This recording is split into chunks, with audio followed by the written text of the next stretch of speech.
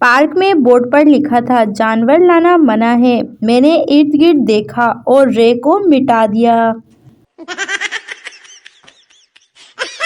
آنکھوں میں آنسو، چہرے پہ ہنسی ہے، سانسوں میں آہیں، دل میں بے بسی ہے۔ پہلے کیوں نہیں بتایا کہ دروازے میں انگلی پھنسی ہے؟ رشتہ دار انکل: اور بیٹا زندگی میں کیا کرو گے؟ میں نے جواب دیا، انکل کچھ بھی کر لوں گا لیکن کسی کے گھر جا کر ایسے سوال بالکل نہیں کروں گا۔ ہر کاروبار چل جاتا ہے یہاں، اگر چوہوں کی دکان بھی کھولو تو لوگ یہ سوچ کر خرید کر لے جائیں گے چلو لے لیتے ہیں، رشتہ داروں کے گھر چھوڑ آئیں گے چوہے۔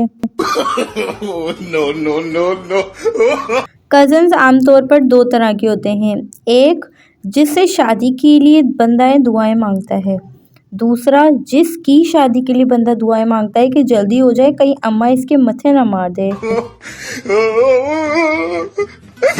شوہر: جج صاحب مجھے اپنی بیوی سے طلاق چاہیے، میری بیوی نے 1 سال سے مجھ سے بات نہیں کی ہے۔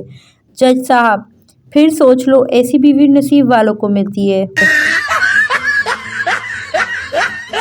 بیگم پہلی مرتبہ موٹر وے پر اکیلی ڈرائیونگ کے لیے نکلی تو اچانک خاوند کا فون آ گیا۔ خاوند نے پریشان لہجے میں دریافت کیا، بیگم کہاں ہو تم اس وقت؟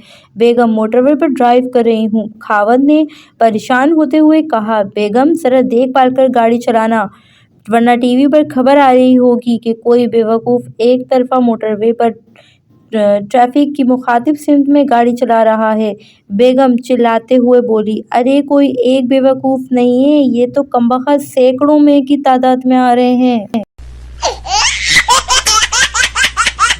پہلا دوست دوسرے دوست تھے، تمہاری اپنی بیوی سے لڑائی ختم ہوئی؟ ہاں، گھٹنے ٹیک کر میرے پاس آئی تھی، دوسرے دوست نے فخریہ جواب دیا۔ پہلا دوست حیرت سے بولا، گھٹنے ٹیک کر؟ اس نے کہا، کیا یہی کہ بیڈ کے نیچے سے آ جاؤ کچھ نہیں کہوں گی؟ دوسرے نے لاپرواہی سے جواب دیا، ہا ہا ہا۔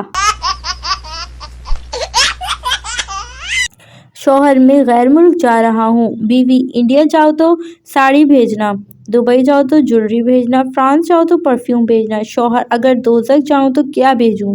بیوی اطمینان سے بولی، میری ویڈیو بھیجنا، آخر مجھے بھی پتہ تو چلے کہ ہمیں ستانے والے کس حال میں ہیں۔